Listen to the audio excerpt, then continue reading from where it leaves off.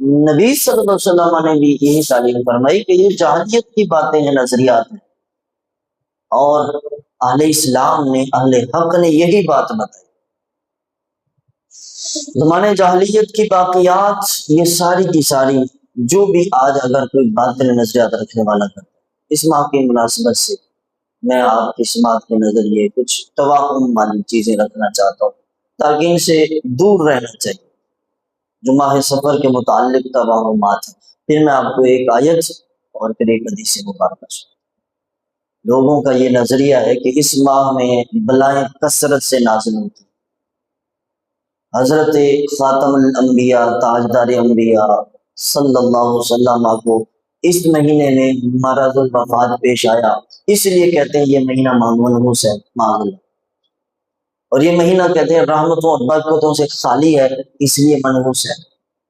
بعض کہتے ہیں جی نئے شادی شدہ جوڑوں کو اس ماہ کی پہلی 13 تاریخوں میں ایک دوسرے سے جدا رکھنا چاہیے۔ 13 تیجی بھی کہتے ہیں، 13 تاریخ کی پہلی 13 تاریخیں بڑی بھاری ہیں۔ آخری بدھ کو منحوس قرار دیتے ہیں کچھ لوگ، کہتے ہیں آخری بدھ منحوس ہے۔ اور پھر بغرض صدقہ و خیرات چنے بانٹتے ہیں لوگ، مجھے چنے ہوتے ہیں نا، کہتے ہیں جی وہ صدقہ خیرات کر دو، کیوں؟ اس ماہ کی نحوست سے محفوظ رہو گے، اس ماہ میں آپ صدقہ خیرات یہ کرو۔ اور آخری بدھ کو پھر کچھ ایسا ایک خاص طبقہ نظریہ کہ ایک چوری ہوتی ہے جو گندم کے ساتھ، وہ دلیے کے ساتھ بنائی جاتی ہے روٹی میٹھا، وہ لوگ بناتے ہیں، پکا تیار کرتے ہیں، تب سے عید مناتے ہیں۔ وہ کہتے ہیں جی اب یہ آخری بدھ ہے، یہ ہمیں نصرت سے، بیماریوں سے، ساری پریشانیوں سے، تکلیفوں سے چھٹکارا مل رہا ہے، یہ کریں۔ ساری من گھڑت سوچیں۔ آخری بدھ کو کچھ لوگ پکنک کے لیے نکل جاتے ہیں، گھروں سے باہر باغات میں، پارکوں میں سیر کے لیے ننگے پاؤں خواتین بے پردہ نکل جاتی ہیں، حالانکہ اسلام پردے کو دیتا ہے۔ کھیتوں میں کوئی لوگ نکل جاتے ہیں خوشگوار انجوائے کرنے کے لیے، وزٹ کرنے کے لیے، جی یہ مہینہ ختم ہو رہا ہے۔ اور بات دلیل کیا دیتے ہیں کہ نبی صلی اللہ علیہ وسلم کو آخری بدھ اور ان آخری ایام میں وہ جو علالت تھی اس سے چھٹکارا ملا، اور نبی صلی اللہ علیہ وسلم باہر مدینہ طیبہ سے باہر تشریف لائے، سیر کی تو ہم بھی سیر کریں۔ من گھڑت بات، بالکل بے بنیاد۔ یا پھر آیات 7 سلام لکھوا کر پانی میں گھول کر اس نیت سے پلایا جاتا ہے کہ اس ماہ میں ہونے والی بلاؤں سے بچ جاؤ گے، محفوظ ہو جاؤ گے۔ وہ 7 سلام، سلام قولا من رب الرحیم، سلام علی ابراہیم، سلام علی نوح فی العالمین، سلام علی الیاس۔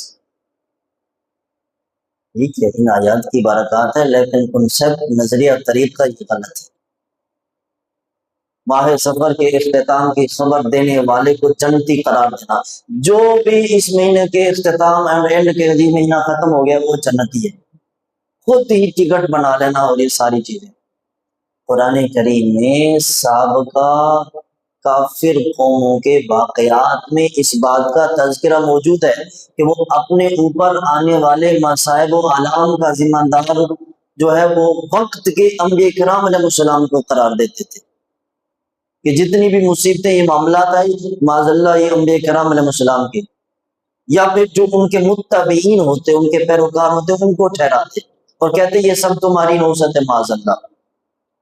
یہ سابقہ قوموں کی، حضرت موسیٰ علیہ السلام کی قوم بنی اسرائیل پر جب اللہ تعالیٰ کی جانب سے انعام و اکرام کی بارش ہوئی تو کہتے یہ سب ہماری بدولت ہے، لیکن جب ان پر کوئی مصیبت آتی، مصیبت پہنچتی تو کہتے ہیں معاذ اللہ یہ حضرت موسیٰ علیہ السلام اور ان کے پیروکاروں کی نحوست ہے۔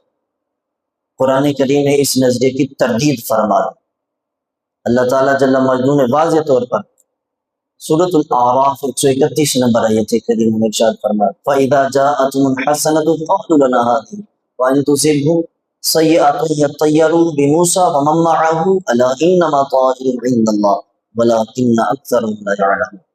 فرمایا جب انہیں خوشحالی پہنچتی تو کہتے کہ یہ ہماری وجہ سے، اگر انہیں کوئی بدحالی، کوئی مشکل، کوئی مصیبت آتی تو وہ کہتے موسیٰ علیہ السلام اور ان کے متبعین کی وجہ سے یہ معاملہ ہو رہا ہے۔ اللہ تعالیٰ نے فرمایا الا سن لو انما طائرهم عند اللہ ولکن اکثرهم لا يعلمون، اس کے سوا کچھ نہیں کہ ان کافروں کی نوست اللہ تعالیٰ جل مجدہ کے نزدیک مقدر، وہ خوب جانتا ہے لیکن ان کے اکثر لوگ نہیں جانتے۔ برائی کی شر کی نسبت اللہ